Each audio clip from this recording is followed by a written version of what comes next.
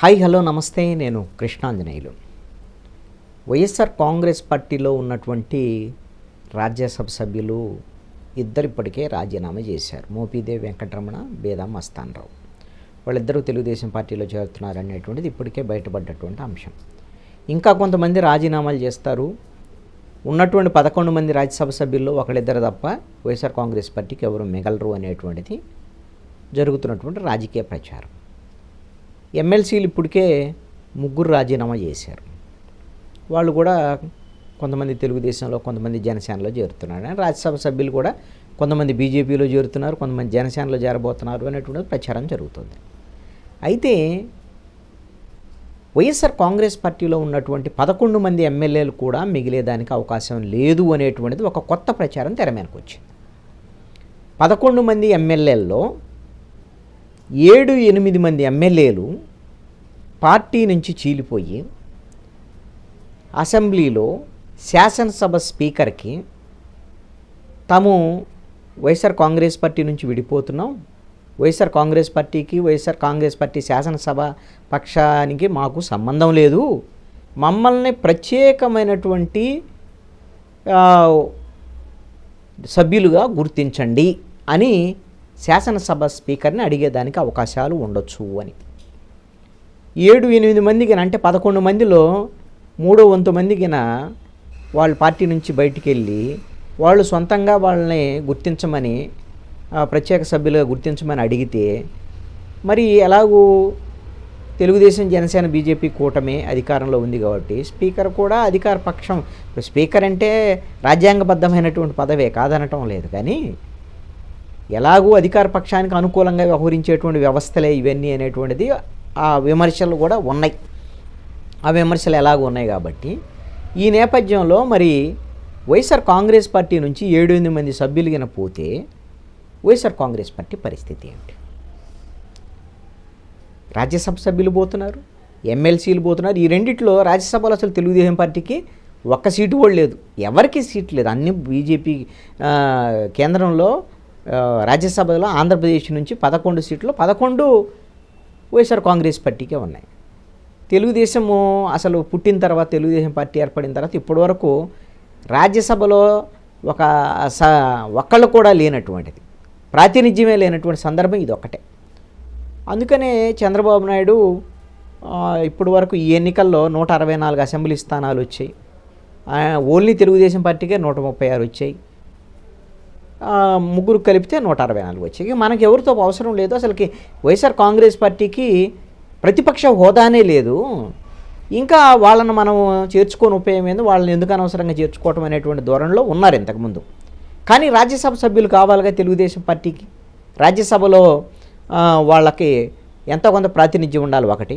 రెండవది, రాజ్యసభలో వైఎస్ఆర్ కాంగ్రెస్ పార్టీకి ఉన్నటువంటి బలాన్ని దెబ్బతీయాలి అనేటువంటిది ఒక లక్ష్యం. దీంతో చంద్రబాబు నాయుడు కూడా మొన్న మాట్లాడాడు. ఎవరైనా పార్టీలోకి వచ్చేవాళ్ళు ఉంటే తీసుకుంటాము, వాళ్ళు పార్టీకి వాళ్ళ పదవికి కూడా రాజీనామా చేయాలి అనేటువంటి ఒక కండిషన్ పెట్టాము, వాళ్ళు మంచివాళ్ళు కాదని చూసి తీసుకుంటామని. ఈ మంచివాళ్ళు కాస్త చూసి తీసుకుంటాం అనేటువంటి ఈ మాటలకే పరిమితం. ఎవరు వస్తారంటే వాళ్ళని తీసుకుంటారు. ఇది కామన్గా జరిగేటువంటి ప్రక్రియ. కొంతమంది తెలుగుదేశంతో వస్తారు, కొంతమంది వ్యాపార వర్గాలకు సంబంధించినటువంటి బీజేపీకి పోతారు. సామాజిక వర్గాల పరంగా గోదావరి జిల్లాల్లో సంబంధించినటువంటిది రాజకీయంగా మనకు బలం ఉండాలి అనుకుంటే అక్కడ జనసేనలోకి వెళ్ళేదానికి అవకాశం ఉండొచ్చు. ఇది జరిగే పరిణామం. అంటే వైఎస్ఆర్ కాంగ్రెస్ పార్టీ నుంచి చేరికలకి ద్వారాలు తెరిచారు చంద్రబాబు నాయుడు. ఇప్పటికే జనసేన ఎప్పుడో ద్వారాలు తెరిచింది ఆల్రెడీ. కార్పొరేటర్లు, విశాఖపట్నంలో కొంతమంది ఎమ్మెల్సీలు, ఇలాంటి అందరి చేరికలకు సంబంధించినటువంటి వ్యవహారం ఎన్నికలకు ముందే ద్వారం తెరిచింది. ఎన్నికల తర్వాత కూడా ఇది కంటిన్యూ అవుతుంది. బీజేపీ రెడీగా ఉంటుంది ఎలాగూ. అయితే ఇక్కడ సమస్య ఏమిటంటే అసలు వైఎస్ఆర్ కాంగ్రెస్ పార్టీకి ఉన్నటువంటి 11 మంది ఎమ్మెల్యేల్లో 7-8 మందిని ఎవరు చేర్చుకోకపోవచ్చు. బీజేపీ, తెలుగుదేశం, జనసేన చేర్చుకోకపోవచ్చు.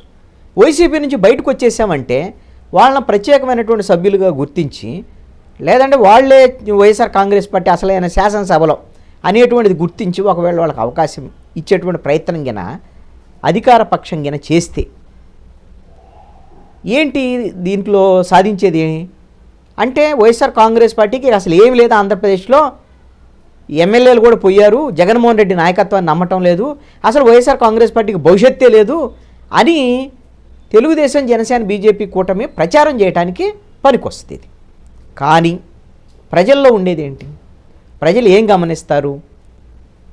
అధికార పక్షానికి ఈ రోజున ప్రజలు మద్దతు ఇచ్చారు. తెలుగుదేశం, జనసేన, బీజేపీ కూటమికి 164 మంది ఎమ్మెల్యేలు, 21 మంది ఎంపీలు ఇచ్చారు. మీరు మంచి పరిపాలన అందించమని.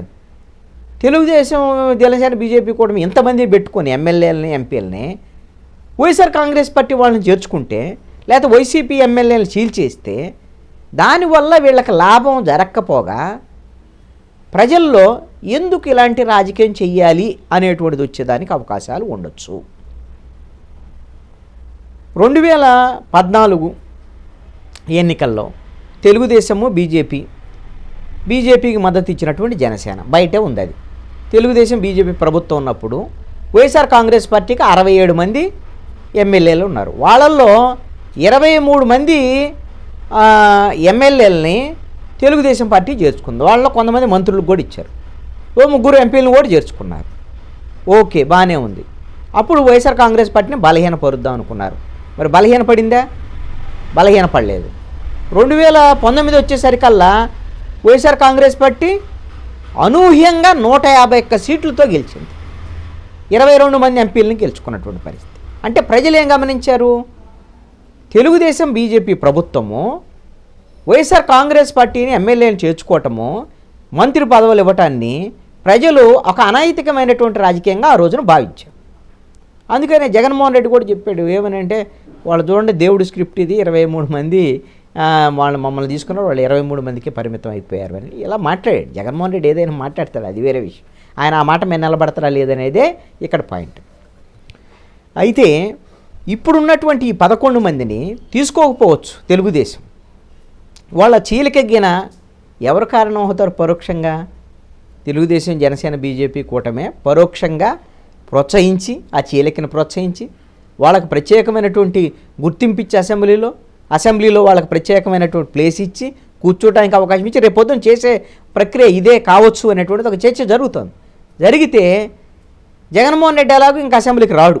అసలు ఇప్పుడు 11 మంది ఉంటేనే, ఆయనతో పాటు 11 మంది ఉంటేనే నాకు అసెంబ్లీలో పోతే మాట్లాడినారో, ప్రతిపక్ష హోదా ఇవ్వాలి నాకని ఆయన స్పీకర్కి ఒక లేఖ రాశాడు, హైకోర్టుకి వేశాడు. ఎలాగో ప్రతిపక్ష హోదా రాదు. 10% ఎమ్మెల్యేలు వాళ్ళకి లేరు. 175 మందిలో 18 మంది ఎమ్మెల్యేలు ఉంటే 10% ఉండట్టు లేనప్పుడు ఆయనకు ప్రతిపక్ష హోదా ఎలాగూ రాదు. అఫీషియల్గా రానప్పుడు నేను పోను అంటున్నాడు. ఆల్రెడీ ఆయన అసెంబ్లీకి రానని అన్న తర్వాత అసెంబ్లీకి రాలేదనే అపవాదు వరకు అతని మీద ఉంచితే బాగుండేది. మరి మిగతా వాళ్ళ ఎమ్మెల్యేలు రావటం రాకపోవడం అనేది వాళ్ళ పార్టీకి సంబంధించినటువంటి విషయం.